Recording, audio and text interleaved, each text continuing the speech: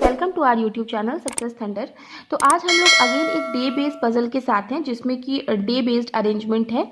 Monday से Sunday का arrangement है, 7 लोगों का है और सभी लोग डिफरेंट प्लेसेस को जाते हैं एक डिफरेंट इवेंट अटेंड करने के लिए।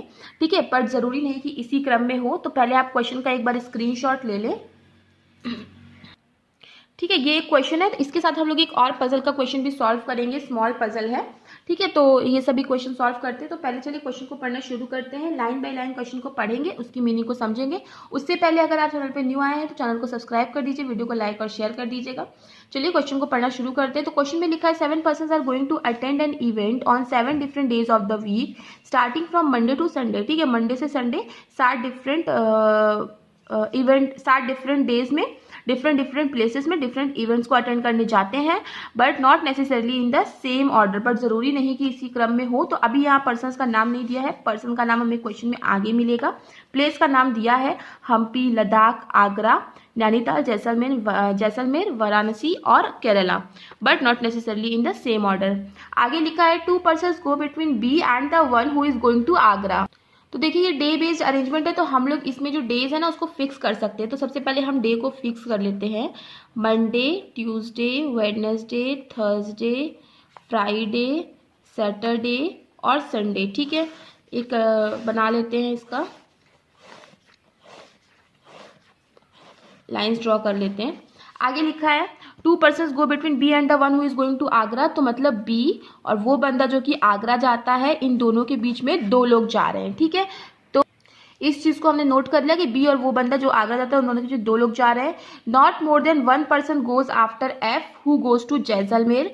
मतलब एफ जो है वो कहाँ जा रहा है, एफ जा रहा है जैसलमेर, और उसके बाद मैक्सिमम 1 ही पर्सन जाएंगे। ठीक है, एफ जैसलमेर जाएगा और उसके बाद मैक्सिमम 1 ही पर्सन जाएंगे, उससे ज़्यादा नहीं जा सकते। 3 person goes between F and B. F और बी के बीच में कितने लोग जाएंगे, 3 लोग जाएंगे। ठीक है, तो इससे हम लोग एक बार पॉसिबिलिटी बना सकते हैं कि एफ के बाद या तो 1 पर्सन जाएगा मैक्सिमम, क्योंकि 1 ही पर्सन जाना है। क्वेश्चन में लिखा है not more than 1 person goes after F, या तो फिर कोई नहीं जाएगा। ठीक है, और एफ खुद कहाँ जा रहा है, एफ जा रहा है जैसलमेर, एफ जा रहा है जैसलमेर। ठीक है, आगे क्वेश्चन में लिखा है अब एफ जैसलमेर और एफ, तो ये वाली कंडीशन हमारी सॉल्व हो गई। एफ और बी के बीच में 3 लोग जा रहे हैं, 3 person goes between F and B. तो 1 2 3 बी इस केस में यहाँ आएगा, 1 2 3 बी इस केस में यहाँ आएगा।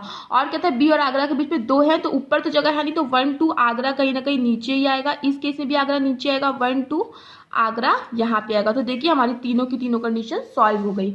आगे लिखा है 1 who goes Hampi goes after the 1 who goes Varanasi. मतलब वाराणसी के बाद कहीं ना कहीं हम्पी वाला जाता है। ठीक है, तो हम इसको नोट कर लेते हैं, वाराणसी के बाद हम्पी वाला जाएगा। आगे लिखा है the 1 who goes Ladakh does not go on Monday और एंड फ्राइडे। मतलब कि जो लद्दाख वाला जो होगा वो मंडे या फिर फ्राइडे को नहीं आएगा। The 1 who goes Ladakh does not go on Monday and Friday. तो यहाँ पे क्रॉस करके लिख दीजिए कि लद्दाख यहाँ नहीं आएगा, फ्राइडे के बगल भी क्रॉस करके लिख दीजिए कि लद्दाख यहाँ पे भी नहीं आएगा। ठीक है, आगे क्वेश्चन में क्या लिखा है more than 2 person go between Ladakh and E. मतलब लद्दाख और ई के बीच में मोर देन 2 पर्सन्स रहेंगे। ठीक है, तो हम इसको नोट कर ले रहे हैं कि लद्दाख और ई के बीच में मोर देन 2 पर्सन्स रहेंगे। ठीक है, 1 who goes Ladakh does not more than 2 person go between the 1 who goes Ladakh and E. C goes just after the 1 who goes Nainital. मतलब जो भी पर्सन जो नैनीताल जाता है उसके जस्ट आफ्टर कहीं ना कहीं C जाता है। ठीक है, तो हमने ये लिख लिया कि C goes just after the 1 who goes Nainital. 1 who goes Nainital does not go on Thursday। मतलब जो नैनीताल जाता है वो थर्सडे को नहीं जाता, तो थर्सडे के बगल आप क्रॉस करके लिख दीजिए कि यहाँ पे वो नहीं बंदा जाएगा जो कि नैनीताल को जाता है। D goes on Monday and does not go at Varanasi and Nainital. D जो है वो मंडे को जाता है मगर वाराणसी या फिर नैनीताल नहीं जाता। तो मंडे में क्रॉस करके आप लिख दीजिए कि वाराणसी या नैनीताल नहीं जाएगा। ठीक है, वाराणसी या नैनीताल मंडे वाला नहीं जाएगा। ठीक है, आगे देखते हैं D goes on Monday and does not go at Varanasi and Nainital. G goes before A. मतलब जी जो है वो ए के पहले जाएगा, तो यहाँ पे हम लोग लिख लेते हैं कि G goes before A. B does not go at Nainital. B जो है वो नैनीताल नहीं जाता। मतलब तो इस चीज़ को अभी यहाँ पे नहीं, क्योंकि बी की 2 पॉसिबिलिटीज़ बनी है, तो यहाँ पे लिख लेते हैं कि बी जो है वो नैनीताल नहीं जाएगा। आगे पढ़ते हैं, बी नैनीताल नहीं जाएगा।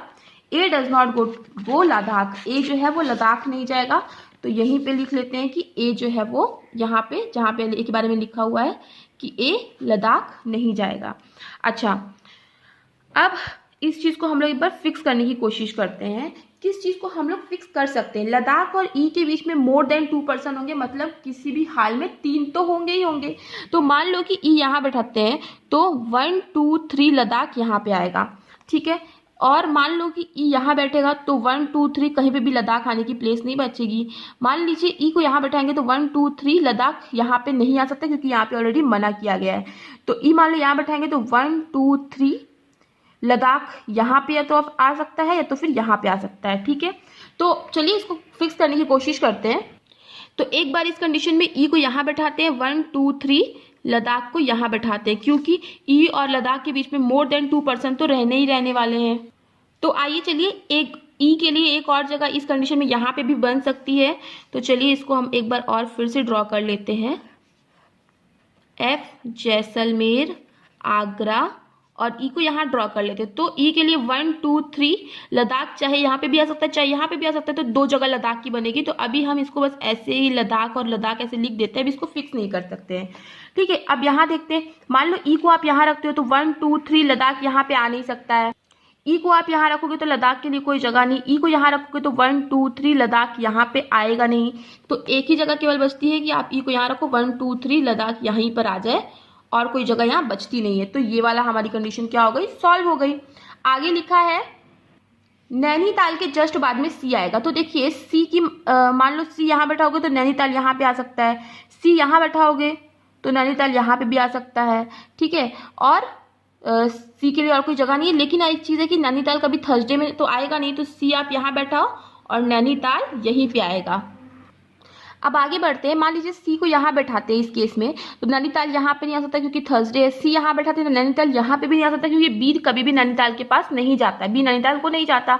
मान लो सी यहाँ बैठा, नैनीताल यहाँ पे भी नहीं आ सकता क्योंकि यहाँ पे भी मना किया हुआ है। तो मतलब ये वाली कंडीशन हमारी क्या हो गई, गलत हो गई। अब इस केस में देखिए, मान लीजिए सी यहाँ बैठा है, नैनीताल यहाँ पे आ नहीं सकता क्योंकि थर्सडे है। मान लीजिए सी यहाँ बैठाते हैं तो नैनीताल एक यहाँ पे आ सकता है। मान लीजिए सी यहाँ बैठाते हैं तो नैनीताल यहाँ पे नहीं आ सकता क्योंकि बी नैनीताल को नहीं जाएगा।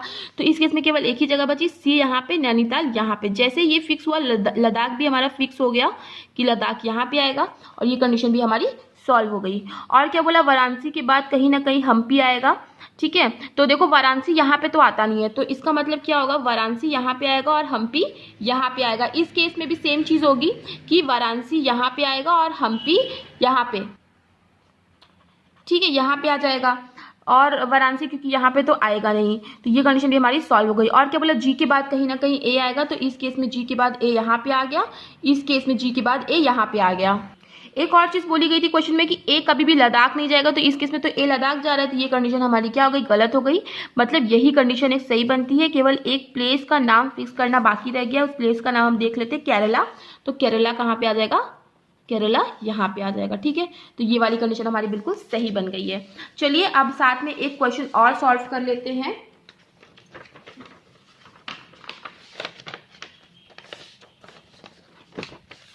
यहाँ पे इसके बाद ही था एक क्वेश्चन, मैंने आपको बताया था कि एक क्वेश्चन छोटा सा करेंगे, एज का वाला क्वेश्चन, ठीक है।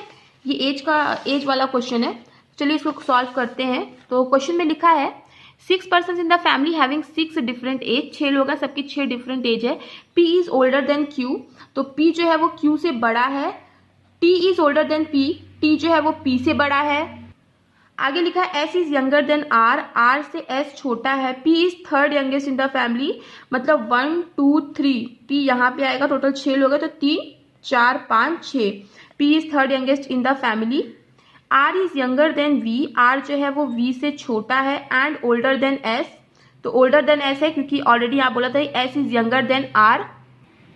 आगे लिखा है T is not older than R, T जो है वो R से बड़ा नहीं है, मतलब T अगर R से बड़ा नहीं तो T क्या होगा, R से छोटा होगा, तो T के ऊपर कहीं ना कहीं R आएगा। S is not the youngest, S youngest नहीं है, तो देखो R T P Q ऐसा बनेगा, R T P Q, ठीक है, इस टाइप का कुछ कुछ बनेगा। लेकिन R के भी ऊपर कौन आएगा, V आएगा, मतलब V R T P बनेगा। और क्या था, P के बाद Q आएगा और R के बाद S आएगा, लेकिन ये चीज बोला गया S is not the youngest, S youngest नहीं है, तो S यहाँ पे आ जाएगा और Q यहाँ पे आ जाएगा। The age of second oldest is 55 years old, मतलब R की एज कितनी है, 55 ईयर्स ओल्ड है। Who is older than T, T से ओल्डर कौन है, तो R भी T से ओल्डर है और V भी T से ओल्डर है। देखिए बहुत ही आसान सा क्वेश्चन था, लेकिन इस टाइप के क्वेश्चन प्री में तो जरूर आते हैं, वो भी 2-3 मार्क्स में आते हैं। और जो इस टाइप के क्वेश्चन होते हैं ना, ये बोनस होता है स्टूडेंट्स के लिए, बहुत अच्छे मार्क्स गेन करने के लिए। तो इस टाइप के क्वेश्चन की भी प्रैक्टिस आप लगातार करते रहिए और एक मिनट में इस क्वेश्चन को सॉल्व करने की कोशिश करिए। 1 मिनट से ज्यादा लगना भी नहीं चाहिए, काफी आसान क्वेश्चन होते हैं। तो चलिए, अगर वीडियो पसंद आए तो वीडियो को लाइक कर दीजिए, शेयर कर दीजिए और चैनल को सब्सक्राइब कर दीजिएगा। मिलते हैं अपने नेक्स्ट वीडियो में। Thank you so much for watching. Subscribe to our channel by clicking the subscribe button. Click the bell button and enjoy the latest uploads from our channel.